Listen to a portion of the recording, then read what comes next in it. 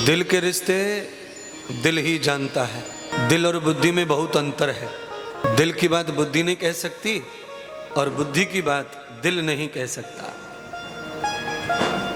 बुद्धि वाचाल होती है, दिल शांत और सरल होता है। बुद्धि पर्याय बदलती है, दिल पर्याय नहीं बदलता। पर ये दिल लग जाए किसी से तब ये संभव है कि उसमें पर्याय नहीं है। अगर दिल है नहीं, बुद्धि से ही जुड़े हैं तो पर्याय पे पर्याय, पर्याय पे पर्याय, यहाँ नहीं तो वहाँ, वहाँ नहीं तो वहाँ, कहीं तो दाल गलेगी कहीं तो मिलेगा, ये पर्याय है, ये बुद्धि का है। और हमारे 6 शास्त्र हैं, उनमें 6 के 6 शास्त्रों में ये लिखा है कि बुद्धि का विषय नहीं है भक्ति। बुद्धि संसार के लिए है। कार के अंदर जो लाइट लगी रहती है ना, वो अंधेरा मिटाती नहीं है, वो रास्ता दिखाती है। जहां तक लाइट का फोकस है वहां तक तो लगता है रोड दिख रहा है, पर रोड के चारों तरफ अंधेरा रात ही रहती है। 2 बजे रात के पर गाड़ी चलती रहती है। केवल गाड़ी चलती रहने से अंधेरा नष्ट नहीं होगा, अंधकार मिटेगा नहीं। वो तो जब सूरज प्रकट होगा तो अंधेरा खत्म हो जाएगा, फिर हमें गाड़ी की लाइट की जरूरत नहीं पड़ती है। सूरज का वेग अंधेरे को मिटाता है, टॉर्च का वेग अंधेरा नहीं मिटाता है। वो तुम्हारा काम चलाएगा, तो ये बुद्धि तुम्हारा काम चला सकती है, ये अंधकार नहीं मिटा सकती है। और महात्मा इंद्रदेव क्या कहते हैं, अंधकार मिटना चाहिए, तब गुरु का बनाने का फायदा है, तब गुरु के पास रहने का फायदा है, तब गुरु सेवा का फायदा है, और तब तुम्हें दीक्षा का फायदा है, तब खर्चा करने का फायदा है, तब कथा करने का फायदा है। रू गु गुरु, रू माने प्रकाश, गु माने अंधकार, गु माने गंदगी और रू माने पवित्रता। गांव खेड़ों में कम पढ़े लोग गु बोलते हैं शौच को। क्या बोलते हैं?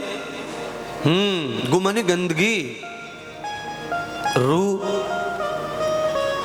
उत्तिष्ठम ब्राह्मणम गति।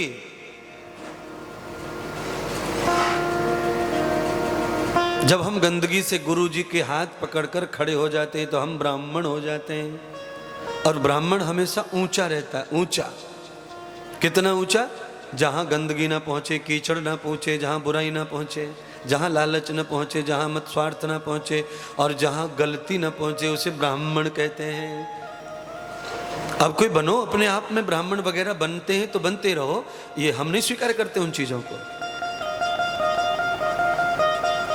हम कब स्वीकार करते हैं ब्राह्मण को? जब वो इन चीजों से ऊपर हो जाता है, ऊंचा हो जाए। ऊंचा भाई, समाज में ब्राह्मण को कैसा मानते हैं? ऊंचा ही मानते हैं ना। क्यों मानते हैं? क्योंकि पूर्व काल में ब्रह्मा के पुत्र जब ब्राह्मण बने तब वो ऊंचे थे। कहां से? मल से, मूत्र से, दुर्जनता से, काम से, क्रोध से, लोभ से, लालच से, गलतियों से परे, गलतियों से परे। गलती इंसान से हो जाए तो ठीक है, ब्राह्मण से हो जाए तो ठीक नहीं है ना। इंसान गलती करता है क्योंकि ये पुतला गलती का है, पर ब्राह्मण गलती करे तो फिर इंसान तो ठीक हो ही नहीं सकता ना। इलाज कैसे होगा?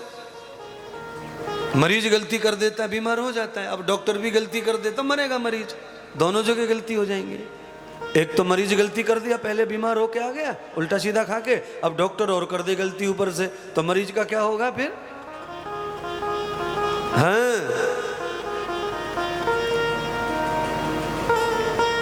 फिर वो मरेगा। इसीलिए आप गलती करते हैं, इसका इलाज है।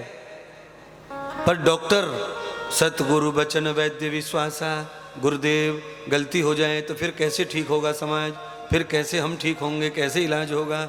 इसीलिए जो शिष्यों को सिखाया जा रहा है ना, वो गुरु पे लागू है। गुरु पहले स्वस्थ होना चाहिए क्योंकि वो ऊंचा है। गुरु के पैर धोके कोई पी रहा है तो कितना ऊंचा है। गुरु के चरणों का कोई पानी पी ले तो गुरु कितना ऊंचा हो गया, कितना ऊंचा हो गया। और फिर वो गलती कर दे, फिर बीमार आदमी को कैसे ठीक करेगा? फिर तुम में हम में भेद क्या? इसलिए मैं एक पक्ष की कथा करता नहीं,